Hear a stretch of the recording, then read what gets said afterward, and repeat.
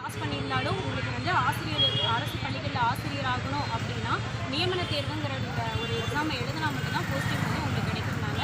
நாங்களும் கடந்த பிப்ரவரி மாதம் நடைபெற்ற நியமன தேர்வை எதிர்கொண்ட ஆசிரியர்கள், பட்டதாரி ஆசிரியர்கள்னால நல்ல முறையில் நல்ல மதிப்பெண் எடுத்திருக்கோம். சான்றிதழ் சரிபார்ப்பு வரை சென்றும் அதை விட கீழே வந்து இவங்க வந்து சான்றிதழ் சரிபார்ப்பு சென்ற ஆசிரியர்கள் இவங்கெல்லாம். அதுக்கப்புறம் நல்ல மதிப்பெண்கள் எடுத்த ஆசிரியர்களும் நாங்கள் இருக்கோம்.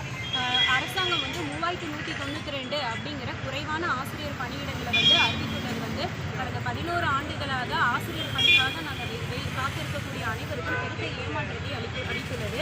இது வந்து எம்இஎஸ் வாயிலாக அரசு பள்ளிகளில் காலியாக உள்ள ஆசிரியர் பணியிடங்களின் எண்ணிக்கை இதில் பார்த்தீங்கன்னா 7371 ஆசிரியர் பணியிடங்கள் இது வரைக்கும் வந்து காலியாக இருக்குது. பட்டதாரி ஆசிரியர்கள் 6 முதல் 8ஆம் வகுப்பு அதுவே காலியாக இருக்குன்னு சொல்லியிருக்காங்க. அரசாங்கம் வந்து எங்களுக்கு வந்து எக்ஸாமுக்கு அறிவிக்கப்பட்ட காலி பணியிடங்களின் எண்ணிக்கை 3192.